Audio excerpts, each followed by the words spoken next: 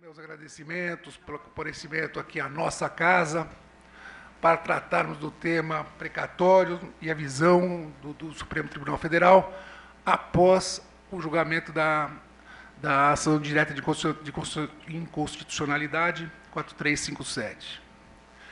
Esse tema é a terceira vez nesse semestre que eu venho a essa casa para ouvir e aprender sobre precatórios. Portanto, é um tema absolutamente na mídia, que transcendeu os muros do direito. Faz parte hoje dos editoriais dos jornais, dos telejornais. E é muito bom que seja assim, porque todos nós temos que melhor nos informar sobre o precatório, sobre o direito, para defendermos melhor os pobres credores do poder público. Para isso, hoje, estamos trazendo o doutor Arthur Hatzky, advogado, especialista em direito administrativo, constitucional, professor do curso de extensão e pós-graduação da Faculdade Paulista, professor da graduação da Universidade Bandeirante e professor de pós-graduação da ESA São Paulo. Muito obrigado novamente. Passo a palavra ao expositor. Obrigado, doutor.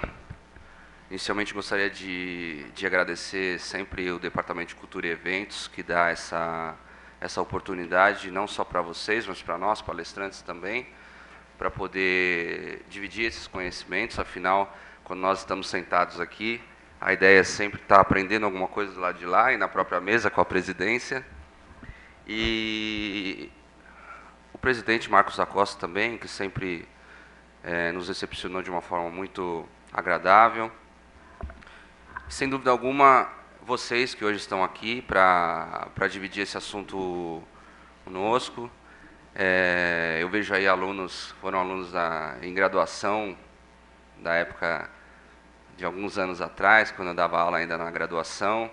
Vejo alguns colegas aqui e, sem dúvida alguma, todos que nos prestigiam, acredito que pela internet também, isso é sempre uma grande satisfação. Nosso tema hoje, como foi colocado pelo Dr. Clodomiro, é extremamente importante porque traz todas as repercussões do julgado que ocorreu recentemente no Supremo Tribunal Federal, com a DIN 4357, e quais serão os nortes que nós tomaremos aqui, quais serão os caminhos, sempre um caminho difícil, um caminho cheio de pedra, mas um caminho que nós temos algumas possibilidades de fazer algumas limpezas, né, desse caminho, deixar um pouquinho mais liso aqui o local da nossa caminhada, para que na sequência possamos tomar algumas atitudes, né. Eu abordarei aqui o julgado em si, da DIN 4357, porque a maioria votou acerca da inconstitucionalidade. Nós vamos falar em inconstitucionalidade do quê? Trataremos da emenda 30, porque todo mundo esqueceu da emenda 30. A emenda 30 está em vigor, não está? Trataremos disso. E, de uma forma minuciosa, analisar o que realmente foi julgado inconstitucional. E, sem dúvida alguma, finalizando com algumas possíveis soluções. Possíveis soluções, porque a gente acredita que o tema sempre é muito tormentoso, difícil. Estávamos conversando lá na antessala. É difícil o Estado, em dias atuais, apesar da Constituição Federal nos garantir sempre essa possibilidade de acreditarmos no Estado Democrático de Direito, de cumprir as decisões judiciais e fazer valer o direito de uma determinada pessoa que se torna o credor do precatório. E aí, só para que nós possamos, antes de falar de direitos aqui, eu acho que nós temos que falar um pouquinho sobre deveres, né? Existe um livro que, praticamente, há mais de 2000 anos, foi escrito. Quem foi aluno em Direito Romano, na graduação comigo, acompanhou que existe um livro de Cícero que fala dos deveres. Não é dos direitos, Os direitos fundamentais, sabemos, garantias individuais, muito mais. Direitos humanos, hoje, está na ponta da língua de todos. Agora, temos que conversar um pouquinho sobre os deveres. Os deveres de você fazer, por exemplo, valer uma obrigação, de o Estado arcar com uma obrigação. O dever de pagar a conta, o dever de dar exemplo, o dever de ser o primeiro. Se eu quero amanhã que um contribuinte, ele vai lá e paga o tributo de uma forma correta, antes eu tenho que dar o exemplo. É o meu dever ser referência para que posteriormente o contribuinte arque com algumas despesas, alguns valores que são cobrados através de tributos, para que nós possamos fazer girar essa estrutura que se chama Estado. Então vamos começar desta forma aqui. Onde é que está a câmera? Está aqui ou está lá? Está aí? Cameraman? O primeiro assunto nosso, ele é exatamente esse.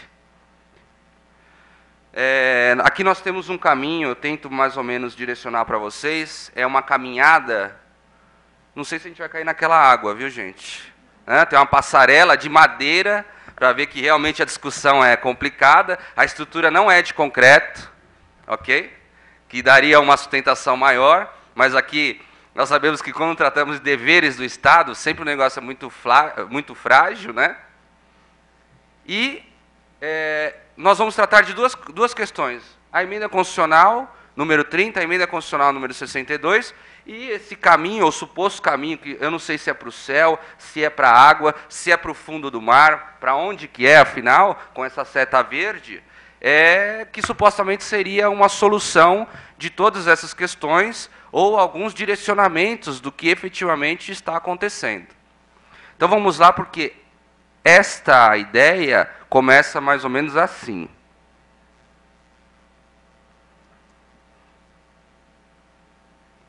No Supremo Tribunal Federal.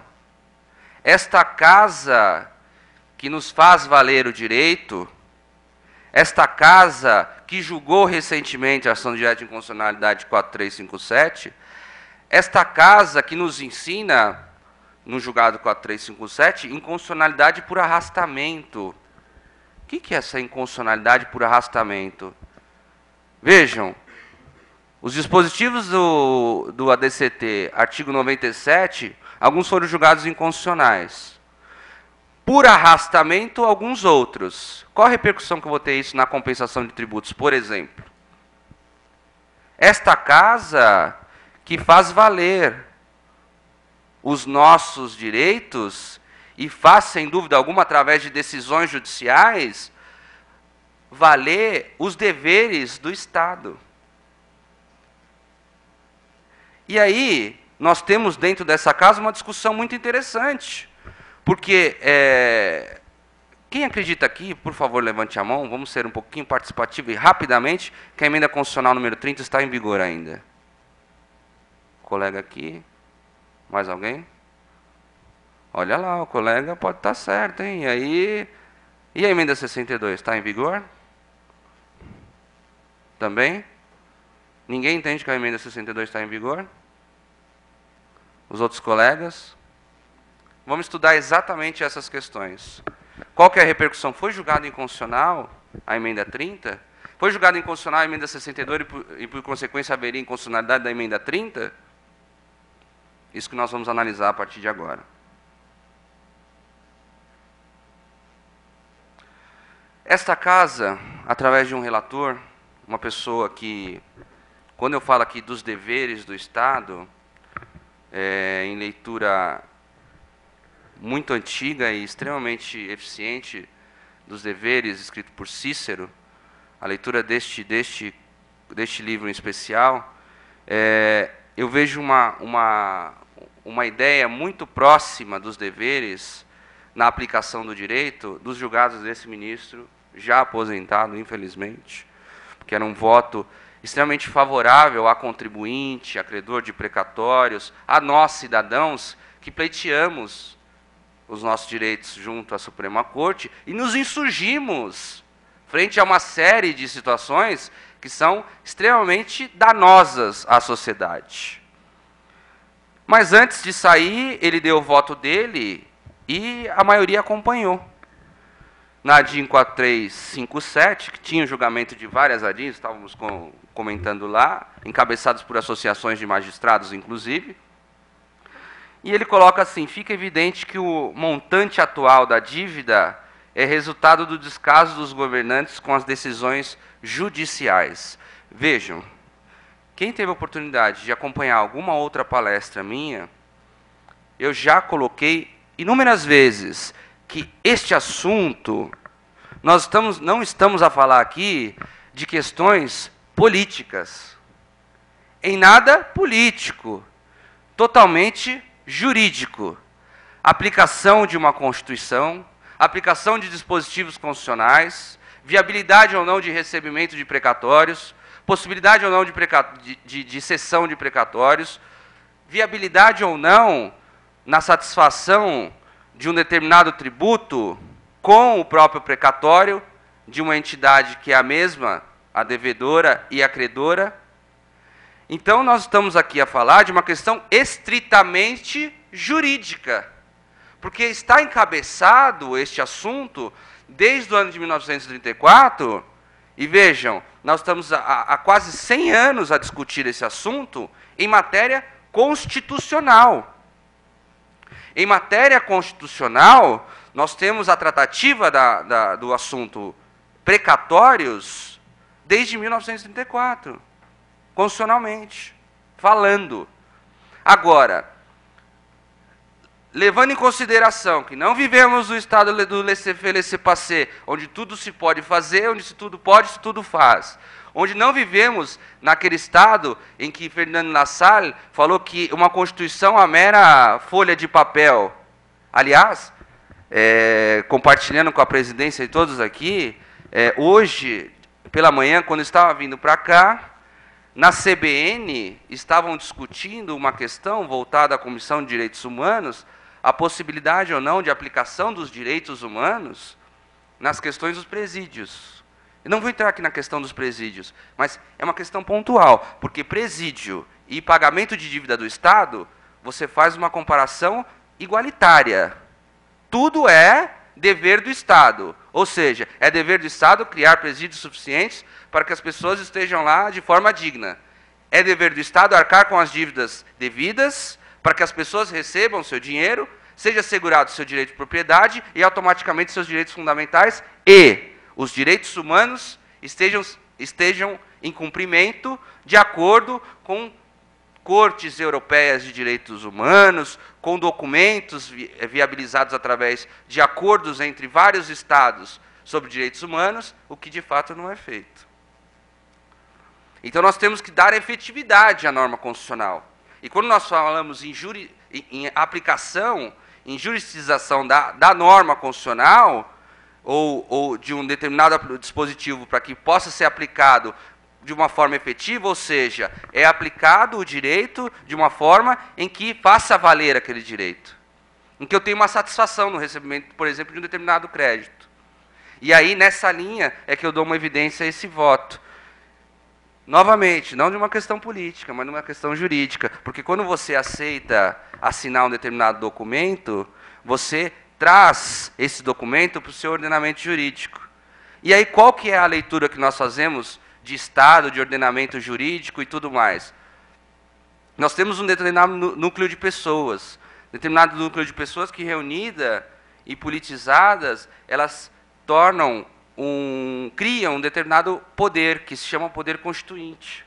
Este poder constituinte, ele cria, não o Estado, não neste momento, ele cria uma Constituição. Uma Constituição que, por sua vez, traz o Estado. E, por sua vez, traz o ordenamento jurídico e a aplicabilidade das normas. Vocês entendem como que funciona, mais ou menos, essa sistemática? E quando nós falamos em ser criado um Estado com normas para que essas normas possam ser aplicadas, automaticamente nós entramos em questões jurídicas, estritamente, e não políticas. Dando seguimento, portanto, essa é a visão que nós temos. Sendo que nós iremos para o lado direito ou esquerdo? Inconstitucionalidade da emenda 62? A emenda por si só, seja formalmente, seja materialmente, como a Ordem dos Advogados do Brasil impugnou, lá no Supremo Tribunal Federal? Ou seja, foi atendido quórum e a forma de aprovação do texto de uma forma correta, formalmente, esse texto? Quando eles acabaram uma sessão, depois de 30 minutos, instalaram outra sessão, para que pudesse julgar a emenda constitucional, isso foi correto? Segundo o Supremo, sim. Formalmente, nós não temos inconstitucionalidade. E materialmente, ou seja, o conteúdo das normas, ou o conteúdo dos dispositivos, que estão elencados na emenda constitucional número 62, esse conteúdo materialmente é constitucional? E aí entra essa discussão. Que, por sua vez, nós não podemos esquecer desse assunto. A inconstitucionalidade ou não da emenda constitucional número 30. Já foi julgado inconstitucional? O que foi julgado, afinal, na emenda constitucional número 30? Tem uma medida cautelar lá, com pedido de efeito suspensivo. Vai ser julgado ou não vai? É exatamente esse assunto que nós vamos adentrar agora, até chegarmos nas soluções, ou possíveis soluções, para esse tema. Vejam, isso é um iceberg. Aliás, dividindo essa imagem com a minha noiva, numa apresentação, porque antes você bota dentro de casa a apresentação para ver se é aprovado, né? Que se não é aprovado dentro de casa, você já aborda. Né? Então, numa apresentação, eu falei, o que você acha desse iceberg? Olha que imagem linda. Você sabia que esse iceberg é uma das imagens mais utilizadas em todas as apresentações? Não é possível. Falei, achando que, nossa, olha que imagem. Mas, para quem não analisou ainda essa imagem, vejam, a discussão nossa é só a ponta do iceberg. E nós temos, e aí, me permita, cameraman, nós temos aqui a necessidade de pegar este pontinho aqui e destrinchar totalmente. Quais as repercussões desse julgado, quais as repercussões desse julgado na ponta do julgado da emenda constitucional número 30 e o conteúdo em si desse iceberg. É isso que nós faremos neste momento. A medida cautelar 2356, da relatoria também do ministro Carlos Veloso, do ministro Carlos Aires Brito, é que é Carlos também o Veloso, que já aposentou, ela trata da suspensão de um dispositivo extremamente importante para nós e que muitos de nós, às vezes, nos esquecemos quando da tratativa da matéria precatórios. A medida cautelar foi julgada em 2010. Eu lembro que existia um empate no julgado e faltava o ministro decano, Celso de Mello, julgar, e ele julga no sentido que favorável aos credores do precatório. De que forma? Da forma seguinte: existe o poder constituinte, instituidor, criador, que tudo pode, que tudo faz. Este poder constituinte, na Carta de 1988, traz o pagamento dos precatórios, que desde 1934 está atrasado, ele pode ser parcelado em 8 anos, para as dívidas até a promulgação da Carta de 1988. A DCT, artigo 33. O poder constituído tudo faz, ele institui o Estado, ele é criador, e a ele tudo pode. E qual que era a lógica da aplicação dessa sistemática aqui? Era a seguinte: poderia o poder constituído, a criatura, submissa ao poder constituinte, que não instaura um novo Estado, ou que não instaura as cláusulas pétreas já previstas na criação do Estado, quando do surgimento de uma Constituição Federal, poderia esta criatura analisar o pagamento dos precatórios de uma forma parcelada, estendendo este prazo? E aí a resposta é desenganadoramente negativa. Porque a criatura tudo não pode. Ela tudo faz que o poder constituinte manda. Obedecer, por exemplo, às cláusulas pétreas. Mas não pode ela tudo fazer. E aí o que existia aqui? Um parcelamento na emenda constitucional número 30, não mais de 8, agora de 10 anos. Dos dívidas e precatórios até a promulgação daquela emenda constitucional, a número 30 em 2000. E o julgado todo foi direcionado sempre, gente, por favor, quando nós vamos tratar da matéria precatório, não vamos aqui confundir algumas coisas. A compensação de precatório é um dispositivo que vai trazer um benefício para o credor do precatório. Quando foi julgada a emenda constitucional número 30, ou a medida cautelar, e a emenda constitucional número 62, a sua inconstitucionalidade, foi julgada na sistemática não de compensações de créditos tributários com precatório. Foi julgada no sentido de a impossibilidade de extensão de 10, de 15 anos desses pagamentos, porque o poder constituído tudo não pode. Tudo quem pode é o poder constituinte. E aí, o último item do julgado, nessa medida cautelar, traz medida cautelar deferida para suspender a eficácia do artigo 2º da emenda constitucional número 30, que introduziu o artigo 78 da DCT na Constituição de 88. E o que traz este artigo 2º? O artigo 2º ele traz isso aqui. O artigo 2º ele acrescenta o artigo 78 na DCT. Está suspenso, viu, gente? Para quem não tinha essa informação até hoje, vamos trabalhar aqui na sistemática de que, olha, para quem não tinha essa informação, está suspenso.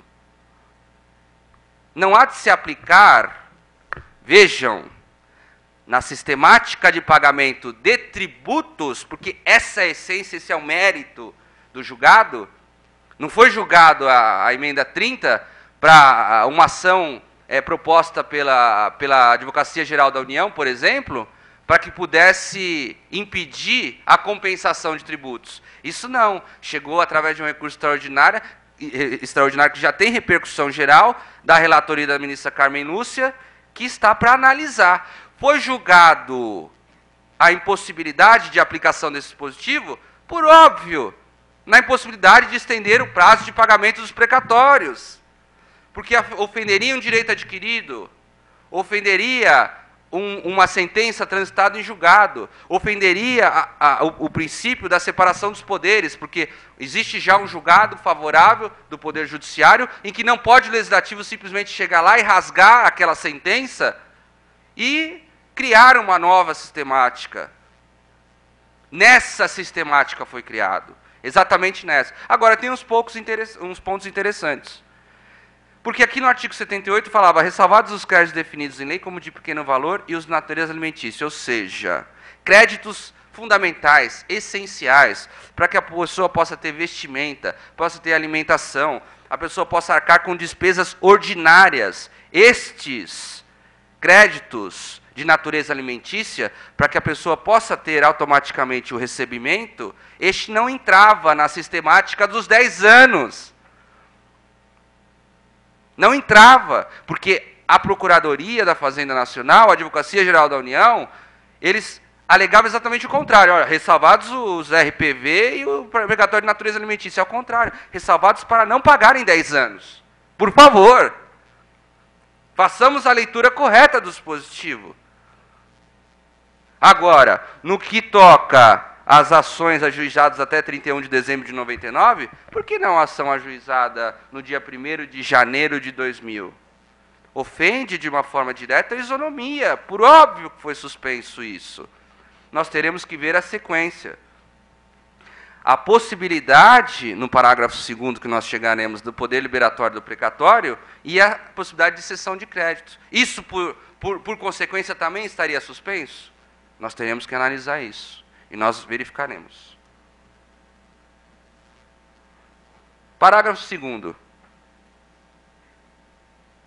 Está dando para ler aí? Como é que está? Ótimo. Eu vou ler e vou explicar para vocês em todo sentido. Parágrafo 2º trazia a possibilidade de poder liberatório do pagamento de tributos na hipótese de inadimplemento ou não no pagamento ou impossibilidade de pagamento do Estado dessas dívidas de extrema valia. Vejam, até agora foi aplicado esse dispositivo. Está suspenso? Está suspenso. Mas isso é pró-credor do precatório. Isso ainda se aplica? Nós verificaremos isso. Porque o parágrafo 10, inciso 2 da Constituição, que falava sobre a possibilidade também de compensação de tributos com créditos decorrentes de precatórios não pagos, inserido pelo artigo 97 da DCT, em especial pela emenda 62, ele também, por arrastamento, foi julgado inconstitucional. Como que nós trataremos isso? Teremos que verificar o que significa essa inconstitucionalidade por arrastamento e reverberação. Nome difícil esse, que vamos tratar aqui também. E na emenda constitucional número 30, nós pegamos alguns fundamentos aqui, para que, por obviedade, chegamos a algumas conclusões. Vejam. O dispositivo que determina a intervenção federal, o artigo 34, inciso 6 da Constituição, ele fala que existe a possibilidade. Esse ficou bonito, ficou bom, dá para ler. Os fundamentos da intervenção federal, a União não intervirá nos Estados, nem no Distrito Federal, exceto e vejam a necessidade de darmos uma ênfase a esse dispositivo. Inciso 6, é a aplicabilidade ou não da norma constitucional? Prover quem? O Estado, garantir, dar efetividade, dar aplicação ao quê? À execução de lei federal e ao cumprimento de sentença. Vejam, haverá possibilidade da União intervir nos estados e municípios todas as vezes que não houver cumprimento de lei federal ou decisões judiciais. Isso existe a necessidade de se analisar. Agora, se aplica porque o artigo 78 da DCT está suspenso, porque foi acrescido pela emenda constitucional número 30, por sua vez, pela medida cautelar 2356, determinou a suspensão desse dispositivo. Se aplica? Por óbvio, pela característica, pelo mérito do julgado. Porque na emenda constitucional número 30 estava se discutindo, não o prazo de 15 que chegaremos, mas o prazo de 10 anos, que ao poder constituído não era dado, por conta da aplicação de cláusulas pétreas, que impedem a possibilidade de restrição a qualquer direito ou garantia de direitos fundamentais.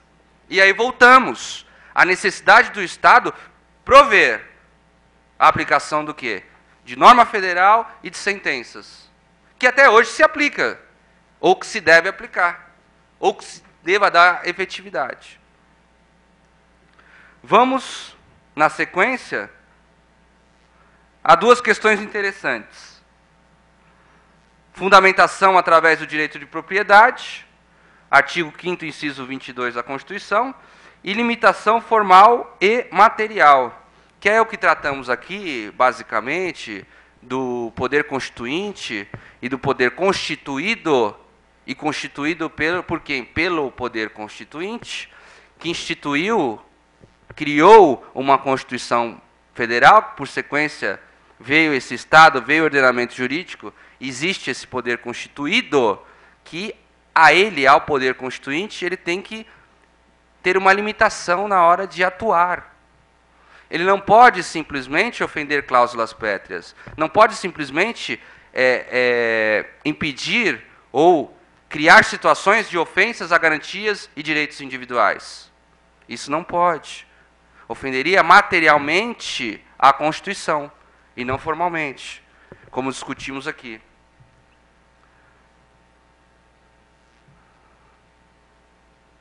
Inconstitucionalidade da emenda 62.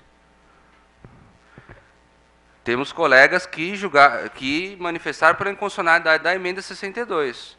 Mas alguém entende que a emenda 62 é inconstitucional ou não? Então é tudo válido da emenda constitucional? Vamos lá a seguir. Na inconstitucionalidade da emenda constitucional ou não, vejam, A emenda constitucional número 30, só para finalizar, ela não foi julgada inconstitucional ainda. Ela foi suspenso o artigo 2º dela, que dava ênfase no artigo 78. Em especial, a forma de pagamento dos precatórios, que criava uma situação ofensiva a direitos e garantias individuais destes credores. Na inconstitucionalidade da emenda 62, a gente poderia tratar tecnicamente disso? Por óbvio que não. Porque alguns dispositivos da emenda constitucional número 62 foi julgado inconstitucional. Não declaro, posto isso, declaro a emenda constitucional número 62 inconstitucional. Não foi julgado assim.